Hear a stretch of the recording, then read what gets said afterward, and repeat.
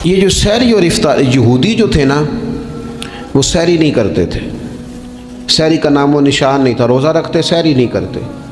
تو نبی پاک صلی اللہ تعالیٰ علیہ وسلم نے فرمایا ہمارے اور یہودیوں کے درمیان فرق ہی سحری کا ہے، اور نبی پاک صلی اللہ تعالیٰ علیہ وآلہ وسلم نے فرمایا سحری کھایا کرو، سحری کھانے میں برکت ہے۔ اور اگلی بات سننی ہے آپ نے تو خوش ہو جانا ہے، سحری کو معمولی نہ سمجھے، سحری کرنا عبادت ہے۔ ہاں آپ مت سمجھیں کہ میں روٹی کھا رہا ہوں، یہ تو میرے سامنے دہی رکھا ہوا ہے، یہ تو سالن رکھا ہوا ہے، یہ تو اچار رکھا ہے، تو چپاتیاں رکھی ہیں۔ سحری کھانا عبادت ہے۔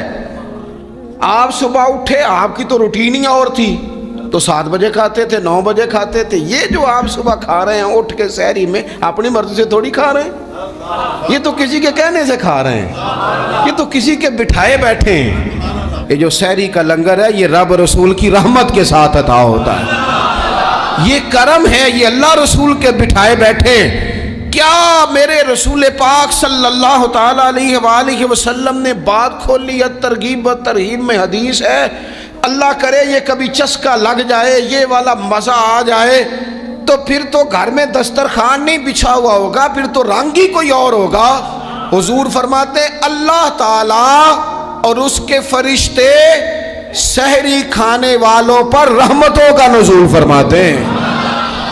کھائی روٹی جا رہی ہے، پکا ہوا کھانا ہے، لیکن حضور فرماتے ہیں رب بھی رحمتیں فرما رہا ہے، اور اللہ کے حکم سے فرشتے بھی رحمتوں کا نزول کر رہے ہیں سحری کھانے والوں پر۔ تو خوب توجہ سے، ذوق سے، شوق سے۔ اور پھر جو افطار کا معاملہ ہے، حضور فرماتے ہیں جب روزہ کھولنے والا روزہ کھولتا ہے تو جو دعا مانگتا ہے رب قبول فرما لیتا ہے۔ یعنی افطار کا وقت ایسا ٹائم ہے جو دعاؤں کی قبولیت کا وقت ہے۔ افطار کرنا بھی ہے، کرانا بھی ہے۔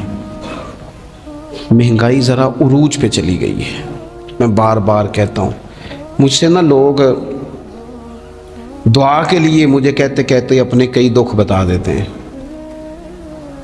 تھوڑا سا نا افطاریاں مہربانی فرمائیے گا سیاسی نہ کیجیے گا۔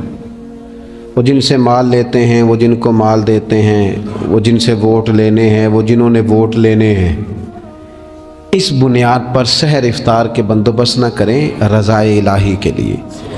میرے محبوب فرماتے ہیں جس نے رب کی رضا کے لیے کسی کو افطار کرایا، جتنا ثواب اللہ روزہ رکھنے والے کو دے گا اتنا افطار کرانے والے کو بھی عطا کرے۔ اور ایک حدیث تو آپ پڑھیں گے تو جھوم جائیں گے، سنیں گے تو خوش ہو جائیں گے، المعجم الکبیر میں موجود ہے۔ نبی پاک علیہ السلام فرماتے ہیں جس نے حلال کھانے اور حلال پانی سے کسی کا روزہ افطار کرایا نا، ذرا دیکھنا غریبوں کے گھروں کو جھانکنا، ذرا اپنے عزیزوں میں ایک نظر دوڑا لینا، ذرا رمضان کی نیت کر کے رمضان سے پہلے ہی غرباء تک راشن پہنچا دینا، ان کی فکر دور ہو جائے، وہ پہلی شام ہی اپنے بچوں کے ساتھ آسودہ حال ہو کے بیٹھیں۔ دیکھ لینا یہ نہ ہو کہ ایک بھائی کھل کے کھا رہا ہو اور دوسرے کے بچے منتظر ہوں کہ آج سحر افطار میں کیا کرنا ہے۔ اپنے گلی محلے میں دیکھ لینا، ہم اس رسول کے ماننے والے ہیں جنہوں نے فرمایا میں اسے مومن ہی نہیں جانتا جو پیٹ بھر کے کھائے اور اس کا ہمسایہ بھوکا رہ جائے۔ تھوڑا سا اپنے ارد گرد نظر ڈال لینا، المعجم الکبیر میں حدیث موجود ہے۔ اللہ کے پیارے رسول صلی اللہ تعالیٰ علیہ وسلم نے فرمایا جس نے حلال پانی سے، حلال روٹی سے کسی کا روزہ افطار کرایا تو فرمایا فرشتے اس بندے کے لیے رمضان کے دنوں میں، رمضان کی گھڑیوں میں دعا کرتے ہیں، اور جناب جبریل امین اس کے لیے شب قدر کی رات دعا کرتے ہیں۔ حضرت جبریل شب قدر میں دعا کریں گے، خاص رات، یا اللہ اس بندے پر فضل فرما، اس نے تو غریب آدمی کو افطار کرا۔ یہ ایک عبادت ہے، اس عبادت کا خیال کریں۔ پھر اعتکاف آئے گا، رمضان کے آخری 10 دنوں کا اعتکاف۔ اسلام میں رہبانیت نہیں ہے، لیکن کبھی کبھی سب سے کٹ کے اپنے رب کے ساتھ جڑ جانا، کچھ رات کی عبادتیں، کچھ تنہائی کے اذکار، کچھ درود و سلام کا ذوق، یہ ان ساری خوبصورتیوں میں سے ایک خوبصورتی اعتکاف بھی ہے۔ اللہ کے پیارے رسول علیہ الصلوۃ والسلام ہمیشہ اعتکاف کرتے، اور حضرت عطا بن رباح رضی اللہ تعالیٰ عنہ کیسی خوبصورت بات ارشاد فرماتے ہیں فرماتے ہیں موتقف تو اس آدمی کی طرح ہے جیسے کسی بندے کو کسی کے ساتھ کوئی کام پڑ جائے نا تو وہ جا کے اس کے دروازے پر بیٹھ جاتا ہے کہ جب تک میرا کام ہوگا نہیں میں جاؤں گا نہیں۔ فرماتے ہیں یہ اعتکاف والا بھی آ کے رب کریم کے گھر بیٹھ گیا ہے کہ جب تک تو معاف نہیں کرے گا میں جاؤں گا نہیں، جب تک تو بخشش نہیں کرے گا میں اس دروازے سے ہٹوں گا نہیں۔ حضرت ابن عباس رضی اللہ تعالیٰ عنہ نبی پاک علیہ السلام کے روضہ انور کی طرف اشارہ کر کے کہا کرتے تھے زیادہ دیر نہیں ہوئی، اشارہ کر کے کہتے تھے زیادہ دیر نہیں ہوئی، اس روضہ مبارک میں آرام فرما۔ رسول رحمت علیہ السلام سے میں نے اپنے کانوں سے سنا ہے، اور جب یہ بات ارشاد فرماتے تھے تو روتے بھی تھے۔ فرماتے ہیں میں نے خود نبی پاک علیہ السلام سے سنا ہے کہ جو شخص اللہ تعالیٰ کی رضا کے لیے ایک دن کا بھی اعتکاف کرے گا نا، اللہ تبارک و تعالیٰ اس کے اور جہنم کے درمیان 3 خندقوں کی آڑ بنا دے گا، اور فرمایا ان کی مسافت زمین و آسمان سے بھی زیادہ ہوگی۔ یہ 3 خندقیں اتنی بڑی جن کی چوڑائی زمین آسمان سے بھی زیادہ ہوگی، ایک دن اعتکاف کر لے تو اللہ اس بندے کو دوزخ سے اتنا دور فرما دے گا۔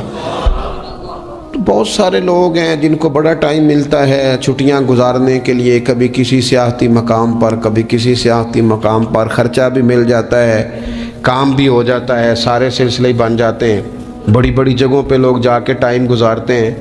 تو ایسا نہ ہو کہ 10 دن اللہ کے گھر میں بھی گزارے جائیں۔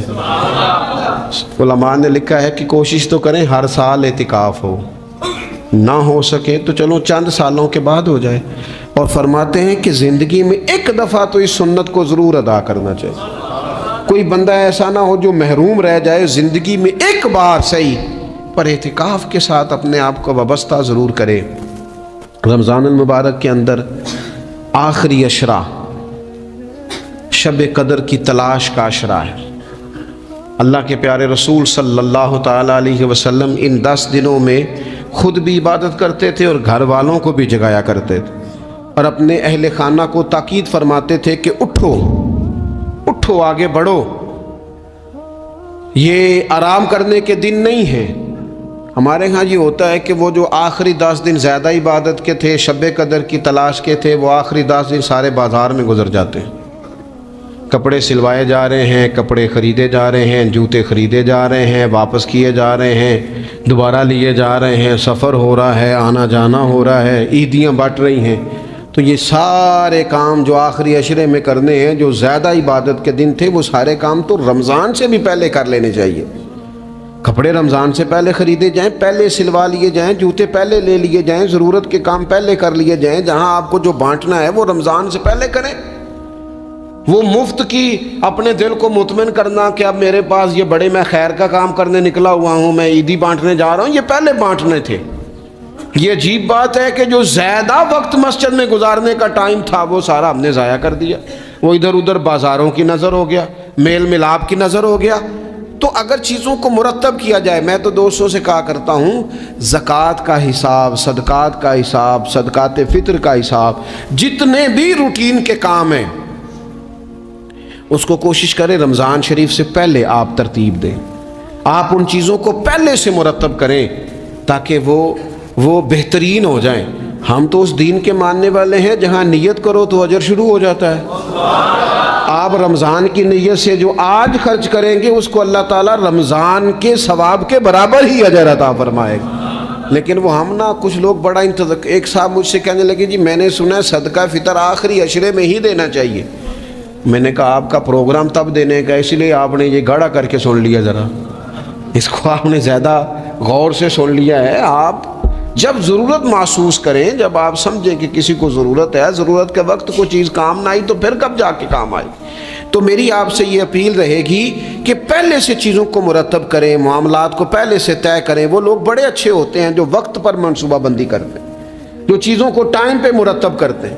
وہ ٹائم جو ہمارا بالکل اللہ کی بارگاہ میں حاضری کا ہے، عبادات کا ہے، اگر وہ سارا گاڑیوں کی نظر ہو جائے گا، اسفار کی نظر ہو جائے گا تو ہم نے حاصل کیا کیا۔ ایک بات آخر میں بڑے درد کے ساتھ آپ کی خدمت میں عرض کرنی ہے، ہر سال کہتا ہوں، اس سال بھی کہوں گا، ذاتی اخراجات کو کچھ کم کیا جائے۔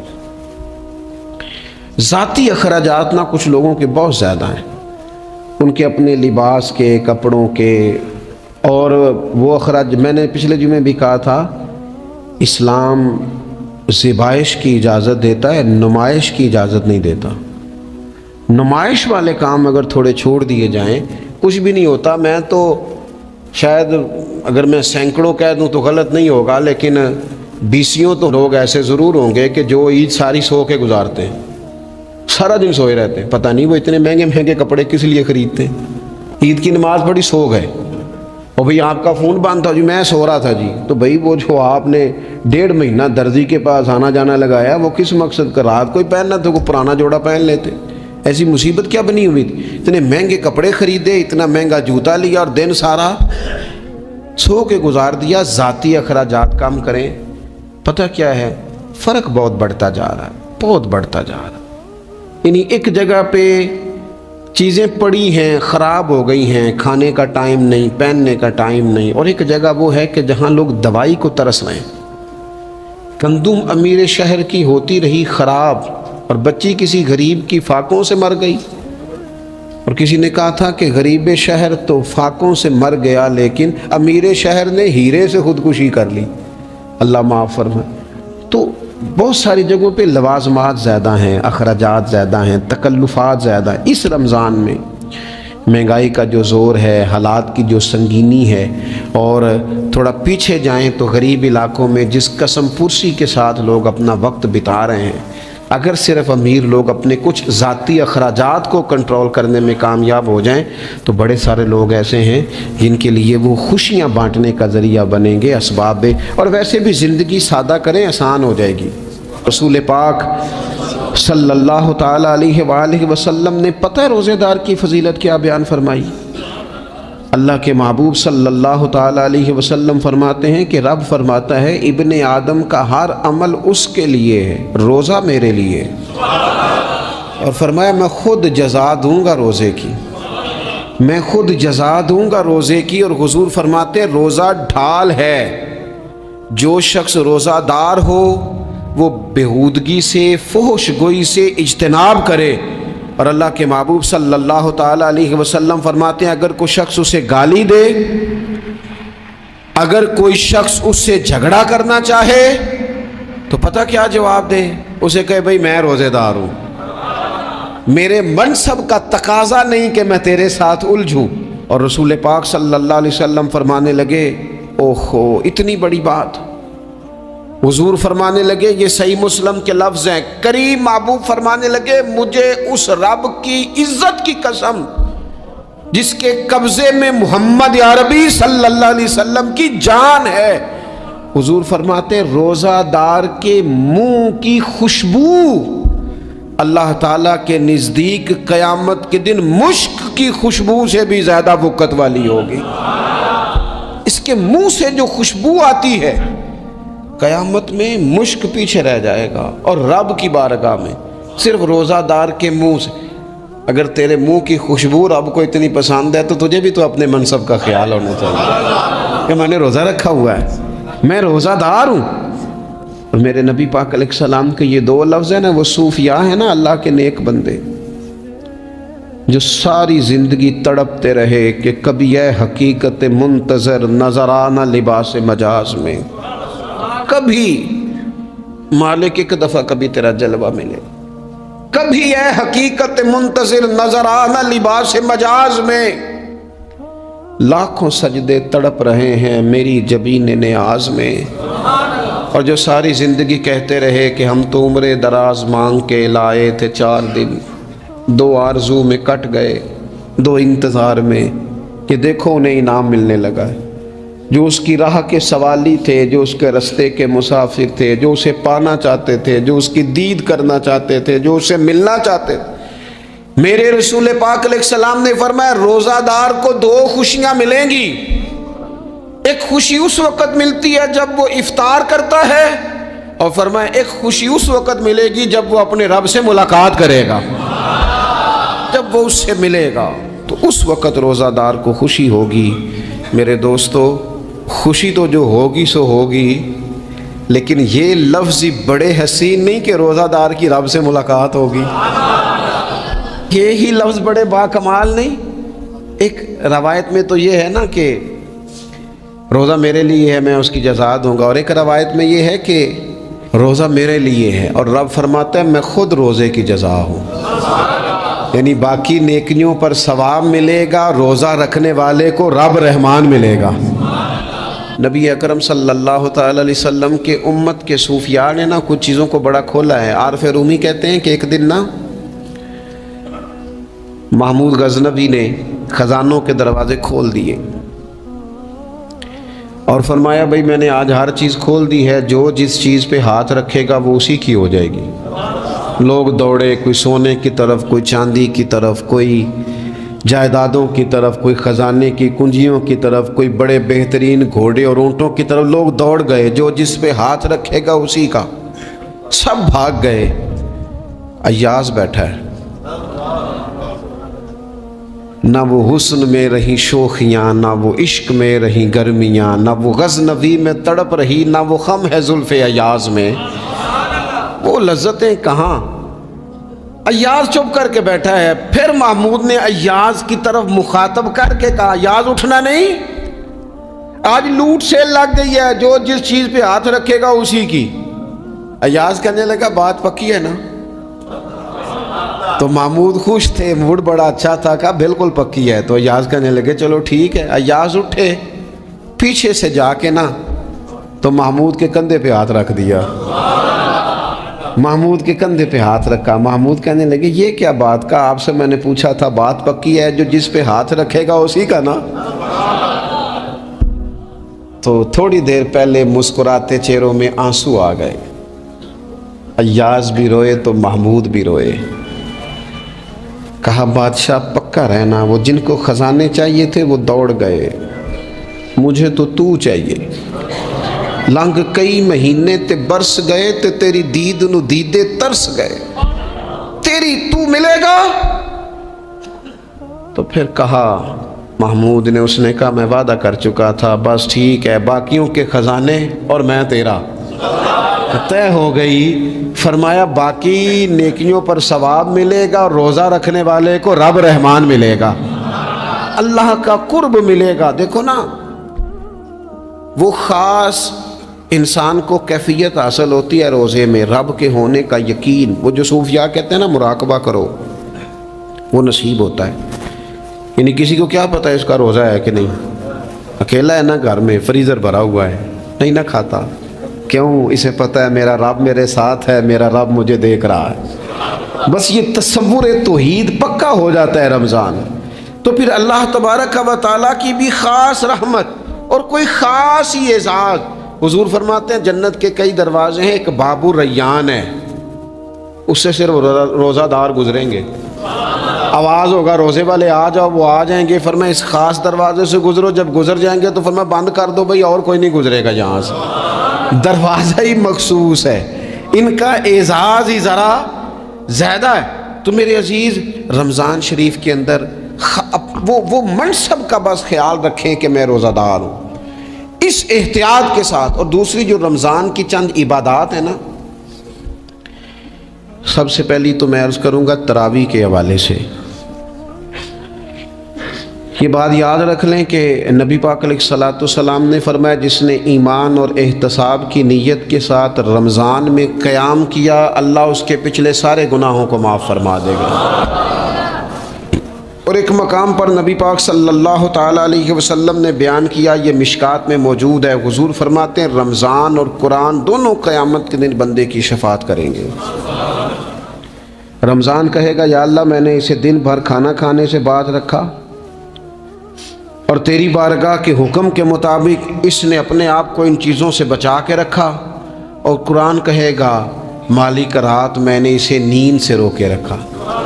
کیا مطلب؟ اس نے کھڑے ہو کے عبادت کی، اگرچہ اس سے مراد شارحین حدیث نے تراویح بھی لیا ہے، تہجد کی نماز بھی لیا ہے، صلاۃ اللیل بھی لی ہے، لیکن میرے عزیز یہ خاص ربط ہے قرآن مجید کے ساتھ تراویح کا۔ مسنون ہے رمضان کی راتوں میں قرآن مجید اور تراویح کا پڑھنا۔ اگر تھوڑی سی نا طبیعت میں صرف تبدیلی پیدا کی جائے، میں نے دیکھا ہے کہ جو لوگ کہتے ہیں نا میرا وقت بڑا قیمتی ہے، بڑی ساری جگہوں پہ آپ کو بیٹھنا پڑتا ہے، بیٹھیں آپ 2 گھنٹے بیٹھیں، 3 گھنٹے بیٹھیں۔ میں نے دیکھا ہے لوگ جاتے ہیں کسی دفتر میں تو رات کو ہی چلے جاتے ہیں اس علاقے میں، کھڑے ہیں، پاسپورٹ کے دفتر کھڑے ہیں، شناختی کارڈ کے دفتر کھڑے ہیں، امیگریشن کی لائنوں میں کھڑے ہیں۔ کچھ ذہن تو بنائیں کہ میں نے رات کھڑے رہنا ہے اور اپنے رب کی عبادت کرنی ہے۔ تراویح کو ذرا ذوق سے آپ اگر تھوڑا ارادہ کر لیں گے نا، یعنی کوئی ایسا مشکل کام نہیں، میری تو رائے یہ ہے کہ پہلے 3-4 دن ذرا جم کے ذہن بنائیں اور تھوڑا سا نا روٹین کو بدلنے کی کوشش نہ کریں۔ جس امام صاحب کے پیچھے تراویح شروع کریں، کوشش کریں ساری وہیں پڑھیں۔ روٹین بدلنے سے بھی سستی آتی ہے، ایک دن یہاں گئے، 2 دن وہاں گئے، تو یہ روٹین بدلنے سے بھی بعض اوقات سستی آتی ہے۔ کوشش کریں ایک جگہ پہ قرآن شریف سننا شروع کریں اور پھر پورا قرآن مجید وہیں پہ سنیں اور تھوڑا ذہن بنائیں۔ میں نے دیکھا ہے ہمارے استاد صاحب اس طرح کیا کرتے تھے کہ بہت تھوڑا کھانا افطاری کے وقت، تھوڑا، اور ان سے کہا جاتا آپ بزرگ آدمی ہیں، اتنا کم کھانا کیسے نظام چلے گا؟ تو فرماتے تھے میں 1 چپاتی اور آدھی چپاتی کھا لوں گا لیکن تراویح کے بعد۔ اب اگر زیادہ کھانا کھاؤں گا تو طبیعت میں سستی آئے گی، میرے لیے کھڑا ہونا مشکل ہو جائے۔ سادہ سا کھانے کے ساتھ افطاری کی جائے گی، اور تراویح کے لیے اپنے آپ کو ذہنی کہاں ٹائم ملتا ہے سارا سال قرآن پڑھنے سننے کا، یہ تو اللہ نے موقع عطا فرمایا ہے۔ تو تھوڑا سا اگر دلچسپی پیدا کی جائے، بڑا بڑا سونا قرآن مجید پڑھا جاتا ہے مساجد میں، بچے بڑی بڑی خوبصورتی سے، تو اللہ کا شکر ہے جگہ جگہ پہ۔ اور مساجد کے علاوہ بھی میں نے دیکھا ہے، ہم سے لوگ مطالبہ کرتے ہیں کہ ہماری فیکٹری میں رات کو بھی کام ہوتا ہے، اتنے سارے ورکر ہیں تو بچہ کوئی مل جائے قرآن شریف سنائے، فلانی جگہ بھی اتنے لوگ ہیں تو اگر موقع مل جائے، تو اگر تھوڑا ذہن بنایا جائے، شوق پیدا کیا جائے تو اللہ تعالیٰ فضل فرماتا ہے، انسان کو طاقت ملتی ہے کھڑے رہنے کی۔ ایک تو تراویح، روزہ، تراویح، اور تیسری نبی اکرم نور مجسم شفیع معظم صلی اللہ تعالیٰ علیہ وسلم کی امت کو اللہ تعالیٰ نے بہت ساری ایسی چیزیں اپنی رحمت سے دی ہیں کہ جن میں عمل تھوڑا ہے، اجر زیادہ ہے۔ اس کا نتیجہ یہ نکلتا ہے کہ انسان تھوڑے وقت میں، تھوڑے ٹائم میں، تھوڑی مصروفیت میں اپنے رب کریم کے بارگاہ سے زیادہ اجر کا مستحق ہو جاتا ہے۔ انہی مقدس، معتبر، معنی خیز ایام میں ایک بڑی فضیلت، زیادہ عظمت والا مہینہ ماہ رمضان المبارک ہے۔ قرآن مجید نے صراحت کے ساتھ اس ماہ مقدس کا نام لیا ہے۔ کیا معنی ہے؟ یہ وہ مقدس مہینہ ہے جس کا میرے رب کریم نے نام لیا ہے، اللہ نے نام لیا ہے۔ شہر رمضان الذی انزل فیہ القرآن، فرمایا رمضان کا وہ مقدس مہینہ ہے جس میں اللہ نے قرآن نازل فرمایا ہے۔ اس ماہ نور، ماہ سرور کا نام نامی اللہ تعالیٰ نے قرآن مجید کے اندر ذکر فرمایا۔ حضرت سلمان فارسی رضی اللہ تعالیٰ عنہ ارشاد فرماتے ہیں کہ شعبان المعظم کا آخری دن تھا، اگلے دن رمضان شروع ہونے والا تھا کہ رسول پاک علیہ السلام نے ہمیں رمضان کی فضیلت پر خطبہ ارشاد فرمایا۔ آپ اس بات کو غور سے سمجھیے کہ ایسا مہمان جس کے آنے سے پہلے اس کی فضیلت بیان کی جا رہی ہے، اور فضیلت کون بیان کر رہا ہے؟ امام الانبیاء صلی اللہ تعالیٰ علیہ وسلم۔ یہ صرف ہمارے دلوں کے اندر، امت کے دلوں کے اندر اس ماہ مقدس کی فضیلت کو اور اس کی عظمت کو بٹھانے کے لیے کہ پوری طرح تم اپنے ذہن میں اور اپنے دل میں ایک بات بٹھاؤ کہ ایک عظمتوں والا مہینہ تم پر سایہ فگن ہونے والا ہے، عظمتوں والا۔ حضور نے ایک دن قبل اس کی فضیلت بیان۔ ہمارے ہاں یہ ہوتا ہے کہ ہم کسی چیز کی اہمیت کو لیتے ہیں لیکن سمجھتے ہیں کہ یہ کوئی روٹین ورک ہے، یعنی نارملی ہر سال رمضان شریف آتا ہے، اپنے وقت کے حساب سے چاند بدلتا ہے اور اپنے وقت پر رمضان شریف آ جاتا ہے۔ ہم سمجھتے ہیں کہ مطلب روٹین کا ایک معاملہ ہے، ایک روٹین کی چیز ہے۔ لیکن اگر آپ اس کو اس نظر سے دیکھیں گے نا کہ اس مہینے کے آنے سے پہلے نہیں ابھی ایک دن بعد آنا ہے رمضان کو، اور آنے سے پہلے حضرت سلمان فارسی فرماتے ہیں کہ نبی پاک نے ہمیں باقاعدہ بلا کے خطبہ دے کے رمضان کی عظمت ہمارے دلوں میں بٹھائی، یعنی فکری طور پر اور ذہنی طور پر امت کو تیار کیا۔ فرمایا تم پر ایک ایسا مہینہ سایہ فگن ہونے والا ہے جو مبارک ہے تمہارے لیے، باعث برکت ہے تمہارے لیے۔ تم اپنے آپ کو ذہنی طور پر تیار کرو کہ ایک ماہ نور تمہارے قریب آ رہا ہے۔ جو رمضان اسلامی عبادات جتنی بھی ہیں نا، وہ مخصوص پوجا پاٹ نہیں، اسلامی عبادات میں سے کوئی عبادت بھی ایسی نہیں جس کا مقصد ہی ہو کہ آپ نے اتنے وقت سے لے کر اتنے وقت تک فلاں عمل کرنا ہے۔ جتنی بھی عبادات ہیں اسلامی، وہ اپنے دامن میں کوئی نتیجہ رکھتی ہیں، کوئی رزلٹ رکھتی ہیں، اس کے ثمرات انسانی زندگی پر مرتب ہوتے ہیں۔ انسان کو تزکیہ نصیب ہوتا ہے، اس کے باطن کو صفائی نصیب ہوتی ہے، اسے خیر کرنے کا موقع ملتا ہے، تربیت کے بہت سارے مواقع اس میں پائے جاتے ہیں، بہت سارے اسرار و رموز کے ساتھ اسلامی عبادات ہیں۔ یہ جو رمضان المبارک ہے نا، یہ جو روزہ ہے، یہ روزہ اپنے دامن کے اندر تربیت رکھتا ہے، تربیت۔ یا ایھا الذین آمنوا کتب علیکم الصیام کما کتب علی الذین من قبلکم لعلکم تتقون۔ اے ایمان والو، تم پر روزے فرض کیے گئے جیسا کہ تم سے پہلے لوگوں پر بھی فرض کیے گئے تھے تاکہ تم تقوی اختیار کرو۔ روزہ تمہیں پرہیزگار بنائے گا، تمہارے اندر سے جو نفسانی چیزیں ہوں گی انہیں نکالے گا، اور اللہ تبارک و تعالیٰ کی طرف تمہارے دل کا رجحان ہوگا، تمہاری روح کا رجحان ہوگا، تمہیں تزکیہ دے گا۔ روزہ انسان کی تربیت کرتا ہے، انسان کو روزہ ذہنی طور پر تیار کرتا ہے کہ اللہ کے حکم کے مطابق کھانا ہے، اللہ کے حکم کے مطابق پینا ہے۔ سب سے بڑا مسئلہ اس دور کا رزق حلال کا حصول ہے اور حرام سے اجتناب ہے۔ تو روزہ ہمیں یہ سبق پڑھاتا ہے کہ ہم وہی کھائیں گے اور اسی وقت کھائیں گے جو کھانے کا ہمیں ہمارے رب نے حکم ارشاد فرمایا ہے، اور جس سے اللہ رسول منع کر دیں گے جتنی مرضی چمک دمک اپنے دامن میں رکھے، جتنی مرضی، لیکن ہم وہی لیں گے جو ہمارے لیے جائز ہے۔ آپ غور فرمائیے، روزہ لعلکم تتقون، روزہ تمہیں پرہیزگار کرتا ہے۔ بہت سارے لوگ ایک بات کرتے ہیں کہ عادتیں نہیں بدلی جاتی، یار کوشش کرتا ہوں لیکن میری عادت نہیں تبدیل ہوتی۔ میں آپ کو ایک رائے دینے لگا ہوں، مشورہ دینے لگا ہوں، میں آپ سے یہ عرض کرنے لگا ہوں کہ موقع آیا ہے رمضان شریف کا۔ رمضان میں نا بندہ روٹین میں اپنی عادتیں بدلتا ہے۔ کسی کو سویرے 7 بجے کھانے کی عادت ہے، کسی کو 9 بجے کھانے کی عادت ہے، کوئی صبح ناشتہ نہیں کرتا، دوپہر میں ہی کھاتا ہے۔ لیکن رمضان آیا تو عادت بدل گئی، 7 بجے والا بھی نہیں کھا رہا، 9 بجے والا بھی نہیں کھا رہا، دوپہر والا بھی نہیں کھا رہا، سارے سحری میں کھا رہے ہیں۔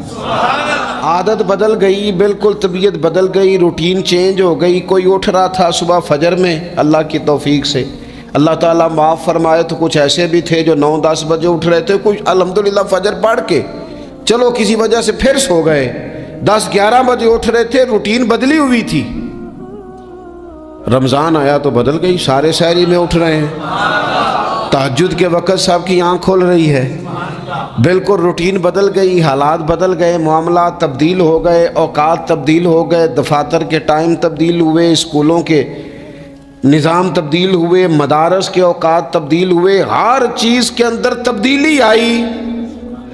معنی کیا ہے کہ اللہ نے تمہیں موقع دیا ہے کہ عادتیں بدلی جا سکتی ہیں، اپنے آپ کو تبدیل کیا جا سکتا ہے، لائف سٹائل کو چینج کیا جا سکتا ہے۔ یہ موقع آیا ہے، ایک مہینہ ہے پورا، 2-3 دن 4 دن آپ کی روٹین بگڑ جائے نا سونے کی، یعنی روٹین سے ہٹ کے آپ سونا جاگنا شروع کر دیں تو پھر وہی روٹین بن جاتی ہے، پھر اسی ترتیب سے انسان سارے کام کرتا ہے۔ تو رمضان میں روٹین چینج ہوگی، سارے تہجد میں اور سحری میں اٹھیں گے، تو اللہ کرے نا یہ روٹین قائم رہے۔ رمضان میں تو اٹھتے تھے سحری کرنے کے لیے، تو اللہ کرے روٹین بن جائے اور سارا سال اٹھیں تہجد کی نماز ادا کرنے کے لیے، اللہ کرے روٹین بن جائے، چیزیں تبدیل ہو جائیں۔ وہ لوگ جن کو ڈاکٹر کہہ رہے تھے کہ دوائی بھی کھانی ہے اور پرہیز بھی کرنا ہے، تو وہ کہہ رہے تھے جی دوائی کھانا تو آسان ہے، پرہیز کرنا مشکل ہے، تو بدلنے لگی ہے نا روٹین، آ گیا نا رمضان، پرہیز کا ٹائم شروع ہو گیا، لہذا بہترین فائدہ یہ ہوگا کہ رمضان میں پرہیز ہوگی، ڈائٹ پلان بالکل بنایا جا سکتا ہے، اس میں چیزوں کو بالکل مرتب کیا جا سکتا ہے۔ تو رمضان شریف کے آنے سے پہلے ذہنی طور پر اپنی عادات کی تبدیلی کا پروگرام بنائیں، عادتیں بدل جایا کرتی ہیں۔ رسول کریم دنیا میں آئے وَيُزَكِّيكُمْ، حضور تزکیہ کرنے تو آئے ہیں، عادتیں بدلنے تو تشریف لائے ہیں۔ نبی پاک نے صفائی ستھرائی کر دی، ساری ناپاک چیزوں کو نکال دیا۔ تو روٹین دیکھیں کہ رمضان میں تقوی کے حصول کے لیے اپنی عادات کو تبدیل کرنا ہے، اور اس کے لیے ذہنی طور پر اپنے آپ کو تیار کریں۔ وہ جو کہتے ہیں بچے سویرے نہیں اٹھتے، وہ روٹین بنا لیں، یہ موقع آیا ہے، ابھی سے ارادہ کر لیں کہ جناب ہم نے اس ترتیب سے اپنے گھر کو، ماحول کو، بچوں کو اس ترتیب سے ہم نے مرتب کرنا ہے چیزوں کو۔ یہ آپ ارادہ کریں، اللہ تعالیٰ مدد فرمائے گا۔ رمضان المبارک کی جو خاص فضیلت ہے، اس خاص فضیلت کو رمضان آنے سے پہلے ذہن میں بٹھا لیں، اور رمضان المبارک پورے کا پورا اس ذوق سے گزاریں کہ ذہن میں بات موجود ہو، ذہن میں کہ دراصل رمضان کیا ہے۔ اللہ کے پیارے رسول صلی اللہ تعالی علیہ وسلم نے فرمایا، اے لوگو تم پر ایک عظیم المرتبت مہینہ سایہ فکن ہو رہا ہے۔ حضور فرماتے ہیں شہر مبارک، فرمایا یہ بڑا برکت والا مہینہ ہے، یہ برکتیں لے کے آیا ہے، یہ رحمتیں لے کے آیا ہے، یہ اپنے ساتھ عنایات لے کے آیا۔ اور نبی اکرم صلی اللہ تعالی علیہ وآلہ وسلم نے فرمایا جو بندہ بھی قرب الہی کی نیت سے رمضان میں نیکی کا طلبگار ہوگا، فرمایا وہ اگر نفل نیکی کرے گا نا تو اللہ تعالیٰ اسے فرض کے برابر ثواب عطا فرمائے گا۔ اور حضور علیہ السلام فرماتے ہیں جو اس مہینے میں ایک فرض ادا کرے گا اللہ 70 فرضوں کے برابر اجر عطا کرے گا۔ اپنے ذہن میں ایک بات بٹھائی جائے، ذہن میں یہ بات بٹھائی جائے کہ یہ نا برکت والا مہینہ ہے، اس میں میرا ثواب بڑا ضربوں کے ساتھ آگے بڑھے گا، ایک ذہن بنایا جائے اور پھر ثواب اکٹھا کرنا شروع کر دیا جائے۔ پھر وہ ترتیب بنا لی جائے، کاروباری نہیں، روحانی ترتیب، کاروباری نہیں، یعنی نئے سے نئے سٹال نہ تیار کیے جائیں، مہنگائی کیسے کرنی ہے اور کس طرح کر کے کن چیزوں کی آج کل مانگ ہوگی، کس ترتیب سے سودا پہلے ہی خریدنا ہے، مہنگا کیسے کرنا ہے، اللہ معاف کرے مصنوعی قلت کیسے پیدا کرنی ہے، کمائی کیسے کرنی ہے۔ رمضان کے اندر جناب لوگ ساری ترتیب لگا کے، ساری، میرے ایک دوست ہیں میڈیکل کے شعبے سے وابستہ ہیں، تو مجھے کہنے لگے کہ ڈاکٹر بھی اپنی روٹین بدلتے ہیں اور معدے والی ساری دوائیاں بھی اکٹھی کر لیتے ہیں چونکہ رمضان آنے والا ہے، یہ زیادہ لوگ استعمال کریں گے۔ تو وہ ماحول نہ پیدا کریں کہ ہر چیز دنیا داری ہو جائے، ہر چیز دنیا داری نہیں، ہر چیز کو ایک نیا روپ دے دیا جائے اور نیا سے نیا مال کمانے کا سلیقہ بنایا جائے۔ میں اکثر کہا کرتا ہوں کہ رمضان تو اس لیے تھا نا کہ اس میں کم کھانا ہے، تھوڑا کھانا ہے، لیکن اگر بندہ کہے کہ میں نے صبح کا چونکہ کھایا نہیں لہذا اب شام کو اتنا کھانا ہے کہ ہفتے سے پہلے ڈاکٹر کے پاس بھی جانا ہے، میں نے وہ سارا پوری کرنی ہے روٹین، تو پھر وہ مقصد کو نہیں نہ سمجھا، پھر اس نے اس خوبصورتی کو نہیں پایا جو خوبصورتی اس کو دین دینا چاہتا تھا۔ ایک تو رمضان کی فضیلت کو سمجھنا ہے، اور پھر جب ہم روزہ دار ہیں، ہم نے روزہ رکھا ہوا ہے،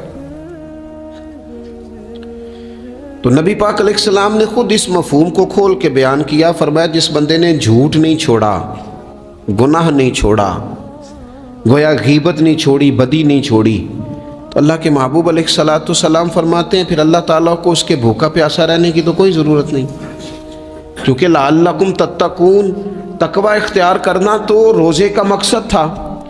اور اگر اس نے